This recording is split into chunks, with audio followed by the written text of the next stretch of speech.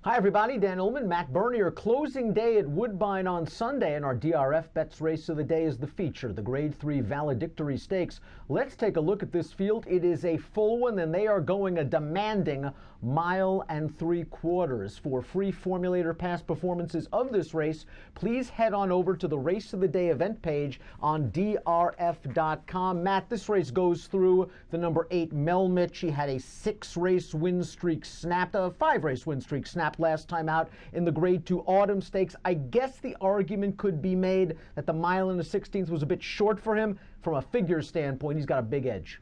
He's got a giant edge in this spot. He's strictly the horse to beat, but I kind of look at it, and you're right, he probably wants to go a little bit farther than that most recent start, but he was trying to get in throughout the length of the stretch, and I know Gigantic Breeze don't hold that run at Gulfstream against him on the dirt, but I kind of wonder if Melmich is tailing off form slightly, and maybe this is an opportunity to beat him at a short price. I think that's a good point. He's the horse to beat. I think you have to use him in any kind of multiple race wager, but he has run hard in 2017, and I wonder if the fact that he just came up short and seemed to lack a little bit of pop and was lugging in a little bit right on to Gigantic Breeze in the stretch is a sign that perhaps he's going a bit off form. He's 7-5 on the morning line. We know he loves this trip and this race. He won it in 2015. Remember, if you are playing the closing day Woodbine card from home, $300 sign-up bonus available to you at DRF Bets. DRF.com/fall, promo code FALL300. Let's take the rest of the field in post position order. We will begin with the number 1 Bangkok, who won this race last year. It looked like he was going to have a big 6-year-old campaign when he won his first start of 2017.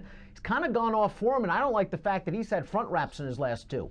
Yeah, I agree with all that. You just look at his overall body of work this year, it just leaves a little bit to be desired. In that most recent run, it kind of felt like the local prep, the Valedictory. You could have thrown a blanket over a couple of them in there, and I have to be honest, Bangkok of the entire lot, he was the one that was least impressive to me. Leave him in Malibu is the number 2 going out for that dangerous trainer-jockey combination of Mark Casse and Patrick Husbands. I liked what this horse did last time out. It may not have been the strongest field in the world, but he just parked himself on the outside, took over at will, and kept on going. The Beyer speed figure came back light, but he's run some faster races in the past, and I'm not too concerned about the distance. First of all, he's a big, good-looking son of Malibu Moon, and second, the one and only time they've really tried him long, he was far from disgraced in the Breeders' Stakes of 2016. Yeah, he's big barrel-chested, looks good out there on the racetrack, and I agree with you. I thought the most recent run was arguably the best race of his career. I don't really care what the Beyer says from a time form standpoint. That was easily the best race of his career. You're into 118 time form US rating. If you believe that number, that puts him just on the heels of Melmich. And if you think Melmich is going the wrong way, maybe leave him in Malibu as sort of the up-and-coming horse that can possibly turn the tables.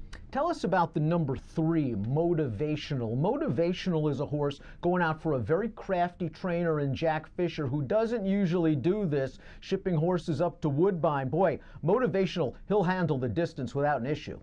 Distance not going to be any sort of a concern. That most recent race, that was not over hurdles, but it was over a very undulating course through the woods and carried 150 pounds. He got the job done pretty easily. He looked quite good doing it, ears pricked at the end.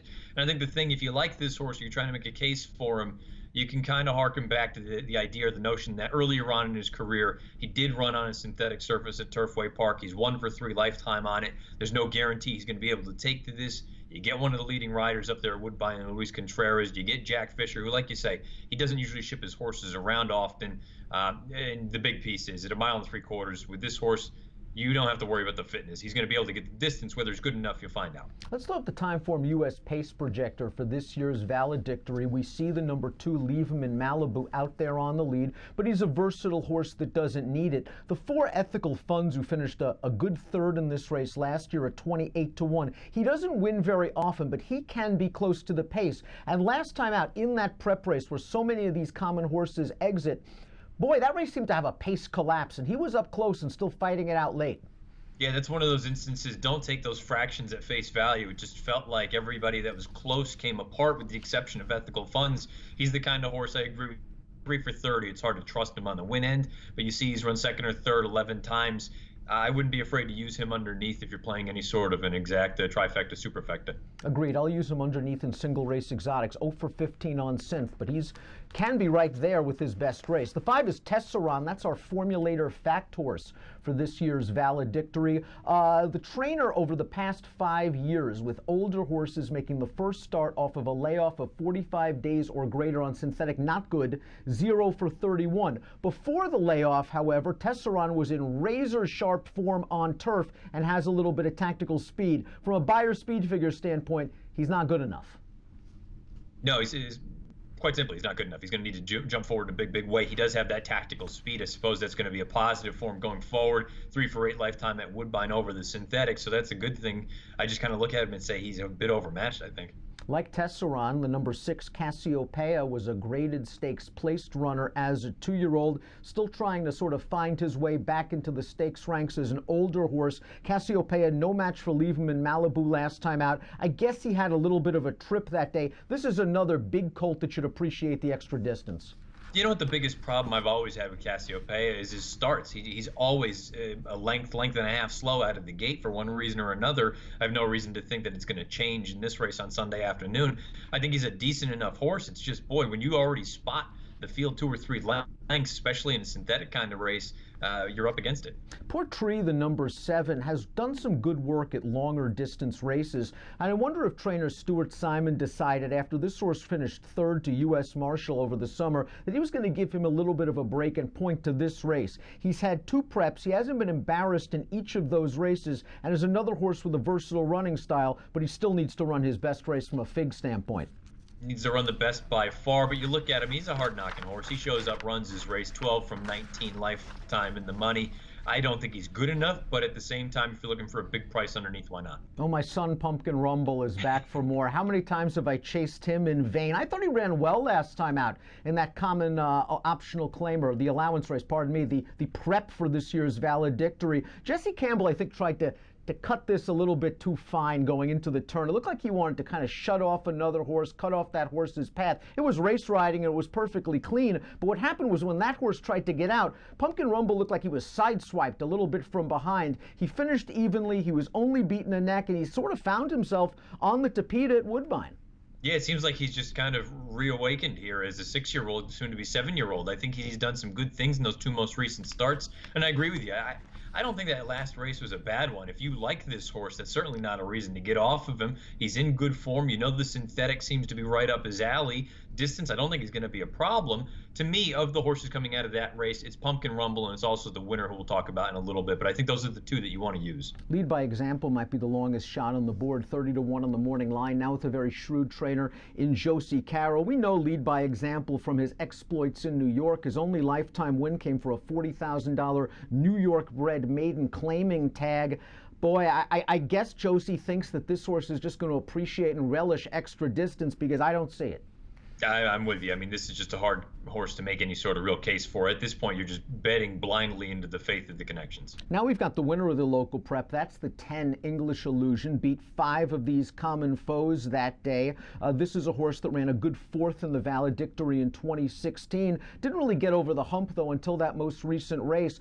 I thought, all things considering, he made the last run in a race where the last run was the best run. The pace fell apart. He came at the right time and got it done. He has a very bad habit of getting rank in the early portion of his races. It's really up to Alan Garcia, who's had success with this horse in the past, to get him relaxed and covered up.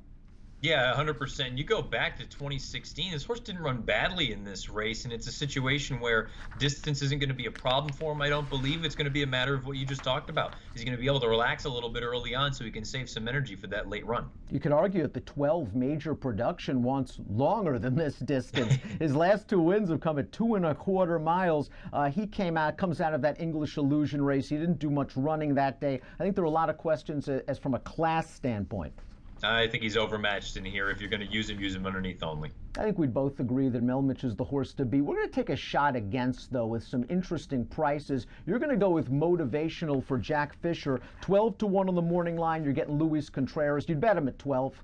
Yeah, absolutely. I think he's just an interesting wild card in this spot. I'll acknowledge I think your horse is the right kind of play in here. If I'm looking at the most likely win contender other than Melmich, I do think it is Lieberman Malibu, and you should get a decent number. Motivational, I'm basically just hoping that, you know what, if the stamina comes into it, which it should at 1.75 miles, Motivational has that in spades. I'm not worried about that. The question is this horse good enough? Lieberman Malibu, my top pick, 8-1 on the morning line. I'd take 6. I think he can be forwardly placed. Not sure if he's going to be outright on the lead as Timeform US projects, but I think that Lieberman Malibu is going to be forwardly placed, and maybe he hasn't exactly reached his ceiling. Perhaps his ceiling comes on Sunday in the Valedictory. I'd bet him to win at 6-1. Multiple race wagers. I would use Melmich to be sure. The top 2 finishers coming out of that allowance race, English Illusion and Pumpkin Rumble, and I'd use the 4 underneath in single race exotics. Once again, if you are playing this Woodbine Sunday afternoon card from home, $300 sign-up bonus waiting at DRF Bets, drf.com/fall, promo code FALL300, and approximate post time for the Valedictory is 5:40 Eastern. Best of luck.